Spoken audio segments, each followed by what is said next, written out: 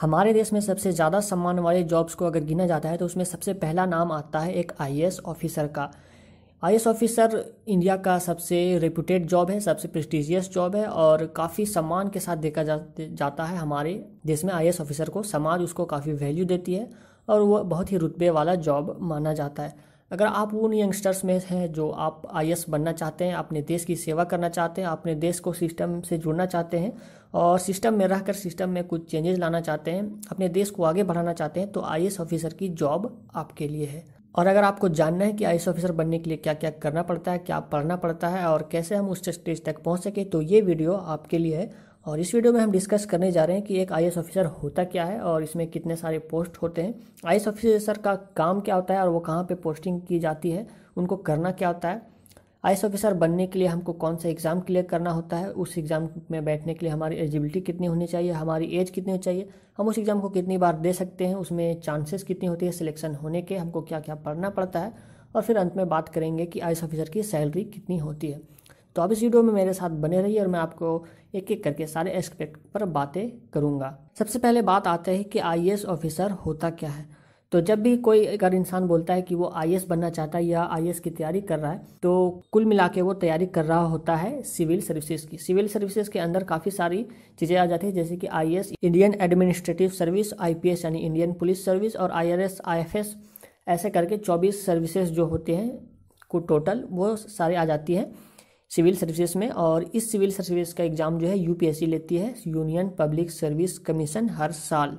Next में अब बात आती है कि आईएएस ऑफिसर का जॉब क्या होता है और कौन से लोग आईएएस ऑफिसर जो बनते हैं उनको कौन कौन सी पोस्ट दी जाती है। तो जो भी हम देखते हैं गवर्नमेंट की जो भी मिनिस्ट्री होती है या फिर जो भी एडमिनिस्ट्रेशन होती है, उसमें जो हेड होता है वो सारे आईएएस ऑफिसर होते हैं, डीसी, डीएम या फिर सेक्रेटरी या फिर पीएम के जो सेक्रेटरी होते हैं या एसपी, डीएसपी, ये सारे आईपीएस में आते हैं।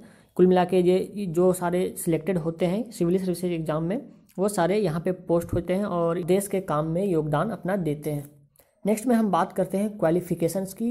आपको आईएएस ऑफिसर बनने के लिए क्या होना, क्वालिफाई करना चाहिए, क्या क्या एलिजिबिलिटी होती है। तो सबसे पहले तो आपको ग्रेजुएट होना पड़ेगा। आप किसी भी रिकॉग्नाइज यूनिवर्सिटी से ग्रेजुएट हो सकते हैं। इसके लिए आपको मिनिमम या मैक्सिमम मार्क्स की ज़रूरत नहीं है, आप सिर्फ पास होंगे तो आपके लिए काफ़ी है। यानी कि ग्रेजुएट में बात कर रहा हूँ BA, BCom, BSc, engineering, medical, BCA, यानी ये सारी चीज़ें जो है ग्रेजुएट के अंदर आ जाती है, ग्रेजुएट डिग्री के अंदर आ जाती है। यानी आप कोई भी डिग्री पास हो तो आप इसके लिए क्वालिफाई हो जाते हैं। उसके बाद नेक्स्ट में हमारी एलिजिबिलिटी आती है कि आप एक इंडियन सिटीजन होने चाहिए, भारत के नागरिक होने चाहिए। कुछ कुछ चीज़ों में आपको भारत का नागरिक होने की आवश्यकता नहीं है, लेकिन मेजर चीज़ें जो होती है आईएएस, आईपीएस में, यहाँ पे आपको इंडियन सिटीजन होना ज़रूरी है। नेक्स्ट में हम बात करते हैं एज की। तो एज में अगर आप जनरल कैटेगरी से बिलोंग करते हैं तो आप 21 यानी कि 21 साल से लेकर 32 साल की उम्र तक एग्ज़ाम ये दे सकते हैं। अगर ओबीसी में आते हैं तो 21 से लेकर 35 साल तक दे सकते हैं। अगर एससी एसटी में आते हैं तो 21 से लेकर 37 साल की उम्र तक दे सकते हैं। अगर आप जम्मू कश्मीर से हैं तो आप 21 से लेकर 37 की उम्र तक दे सकते हैं। और फिजिकली हैंडीकैप्ड है तो आपको एडिशनल 4-5 ईयर्स का जो है चांस मिलता है, आप उसमें एग्ज़ाम 4-5 बार और दे सकते हैं।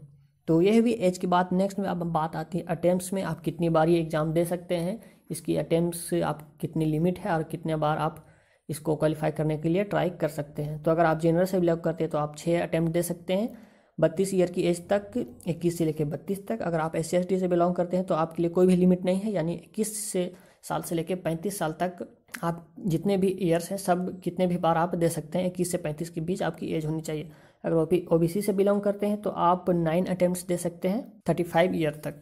नेक्स्ट में बात हम करते हैं चांसेस की और कट ऑफ्स की। तो कितना चांस होता है एक आईएएस ऑफिसर बनने का, यानी कि पर 100 स्टूडेंट में कितने स्टूडेंट्स जो हैं आईएएस ऑफिसर बनते हैं।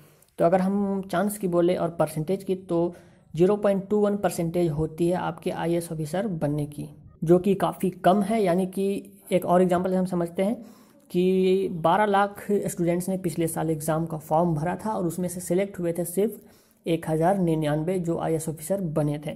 तो आप यहाँ से अंदाज़ा लगा सकते हैं कि इसका कंपटीशन कितना हाई होता है और कितनी ज़्यादा जो है इसमें चांसेस कम रहती है। लेकिन अगर आपको बनना है तो आपको इन सब चीज़ों पे ध्यान नहीं देना है, आपको सिर्फ एक चीज़ पे ध्यान देना है कि आपको एक सीट चाहिए, तो आप अच्छे से तैयारी कर पाइएगा। नेक्स्ट में अब बात आती है कि एग्ज़ाम पैटर्न क्या होता है और कौन सी एग्ज़ाम देनी पड़ती है। तो इसके लिए 3 स्टेज में एग्ज़ाम होती है। पहला है प्रिलिमिनरी एग्ज़ाम, दूसरा है मेंस एग्ज़ाम और तीसरा है इंटरव्यू। तो हम एक एक करके तीनों पे आते हैं। सबसे पहले आता है प्रीलिम्स एग्ज़ाम, जिसको CSAT के भी नाम से जाना जाता है। इसमें 2 पेपर होते हैं। पेपर 1 जिसमें कि GS पूछा जाता है, जनरल स्टडीज़, जैसे कि करंट अफेयर, GK और न्यूज़पेपर में जो आजकल की खबरें चलती रहती है वैसी। इसमें 200 मार्क्स होते हैं, 200 मार्क्स होते हैं। इसकी अवधि होती है 2 घंटे, यानी कि 2 घंटे का एग्ज़ाम होता है। 200 मार्क्स के होते हैं, 200 मार्क्स, और क्वेश्चन 100 आते हैं। नेक्स्ट में हमारा आता है पेपर 2। इसमें आपको पूछे जाते हैं जनरली इंग्लिश के कंप्रहेंशन, रीजनिंग और बेसिक मैथ्स जो आपको 10th 12th के आते हैं, वो सब सारी चीज़ें यहाँ पे पूछी जाती है। ये भी 200 मार्क्स का होता है। इसका ड्यूरेशन भी 2 घंटे का होता है और उसमें क्वेश्चन पूछे जाते हैं 80। लेकिन पेपर 2 की में ये बात होती है कि ये इसका जो मार्क्स आते हैं, पेपर 2 के जो भी मार्क्स आते हैं, वो मेरिट लिस्ट में ऐड नहीं होते हैं। ये फिर सिर्फ क्वालिफाइंग नेचर का होता है, यानी कि इसको सिर्फ आपको क्वालिफाई करना होता है। तो यह भी प्रीलिम्स का एग्जाम, पेपर 1 और पेपर 2। अब नेक्स्ट में हमारा आता है मेंस। अगर आप प्रीलिम्स एग्जाम में पास कर जाते हैं, आप सिलेक्टेड हो जाते हैं, तो आप नेक्स्ट स्टेज में जाते हैं जिसको बोलते हैं मेंस एग्जाम। इसमें होते हैं टोटल 9 पेपर और जो टोटल मार्क्स होते हैं वो होते हैं 1750, जिसमें से एक पेपर होता है एसए का, आपको ऐसे लिखना होता है। 4 GS के पेपर होते हैं, जनरल स्टडीज़ के 2 ऑप्शनल पेपर्स होते हैं और 2 होते हैं लैंग्वेज के पेपर। जो लैंग्वेज के पेपर 2 होते हैं वो क्वालिफाइंग नेचर के होते हैं, यानी कि वो मेरिट लिस्ट में उसका मार्क्स नहीं जुड़ता है, लेकिन आपको क्वालिफाई करना पड़ता है, यानी कि वो पास करना ही पड़ता है। प्रीलिम्स एग्जाम पास करने के बाद, मेंस एग्जाम पास करने के बाद नेक्स्ट में सबसे हार्ड जो पार्ट आता है वो है इंटरव्यू, क्योंकि इसमें भी बहुत से लोग तो ये दोनों जो है एग्ज़ाम्स पास कर लेते हैं, लेकिन इंटरव्यू में बहुत से लोग जो है सिलेक्ट नहीं हो पाते हैं।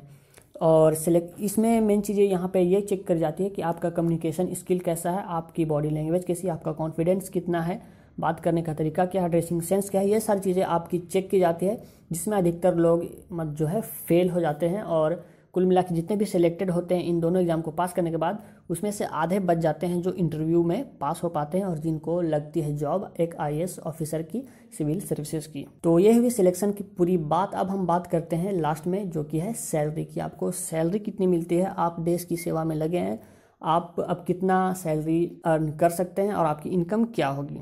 तो सैलरी भी काफ़ी चीज़ों पर डिपेंड करती है कि आपका रैंक कितना आया है, आप कौन सी कैटेगरी में पोस्ट किए गए हैं, आपकी कौन सी सिटी पोस्ट की गई है और आपका लेवल क्या है। ये सारी चीज़ें डिटरमाइन करती है कि आपकी सैलरी कितनी होगी। फॉर एग्जांपल, अगर आप एक एंट्री लेवल के IAS ऑफिसर हैं जो कि अभी अभी पास आउट होके जो है आपको जॉब लगी है, तो आपको लगभग 56,000 तक की सैलरी स्टार्टिंग की होती है। और अगर आप कैबिनेट सेक्रेटरी की बात करें जो काफ़ी ऊपर की होती है, ऊपर लेवल की होती है, उसकी सैलरी होती है 2.5 लाख, जो कि फिक्स्ड होती है।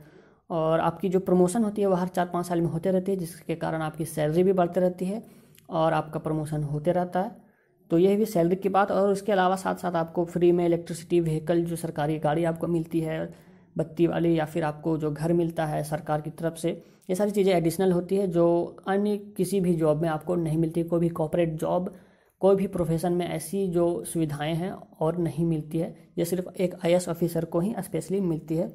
और जो आपको पावर मिलते हैं स्पेशल्स, वो और किसी जॉब में नहीं मिल पाती है। तो ये मेन रीज़न होता है IAS ऑफिसर बनने का, क्योंकि यहाँ पे सैलरी छोटी बात हो जाती है। मेन बात यहाँ पे रह जाती है प्राइड की, अपनी देश की सेवा करने की, सिक्योरिटी की, और ये सारी चीज़ें जो है ज़्यादा मैटर करती है सैलरी से।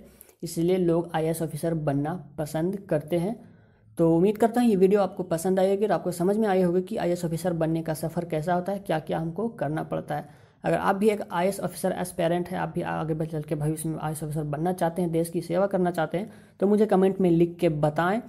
मैं कमेंट में लिखने के लिए इसलिए बोल रहा हूँ कि जब भी आप आगे चल के IAS बन जाइएगा तो आप इस वीडियो में दोबारा आके अपने कमेंट को देख सकते हैं और याद कर सकते हैं कि मैंने यहाँ पे लिखा था अपने लिए कि मैं IAS ऑफिसर बनूंगा और आज मैं बन गया। मुझे कमेंट में लिख के बताएं, मुझे अच्छा लगेगा। और वीडियो को लाइक कर दीजिए, शेयर कर दीजिए अपने दोस्तों के साथ फेसबुक व्हाट्सएप ग्रुप में, ताकि उन्हें भी पता लगे आपका ड्रीम। और ऐसे ही वीडियोस देखते रहने के लिए मेरे चैनल को आप सब्सक्राइब कर सकते हैं। फिलहाल के लिए इतना ही फ्रेंड्स, मिलता हूँ अगली वीडियो में। तब तक के लिए बाय बाय, टाटा।